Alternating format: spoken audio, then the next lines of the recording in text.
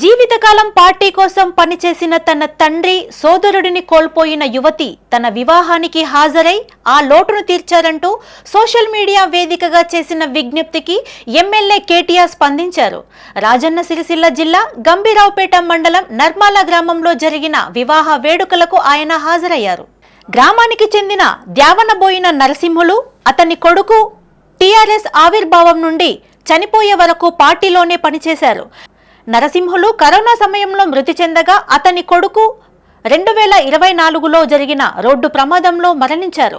ఆదివారం తన వివాహానికి హాజరు కావాలని నరసింహులు కూతురు నవత ఎమ్మెల్యే కేటీఆర్ కు వాట్సాప్ ద్వారా విజ్ఞప్తి చేశారు. దీంతో స్పందించిన కేటీఆర్ వివాహానికి హాజరై నూతన వధూవరులను ఆశీర్వదించారు.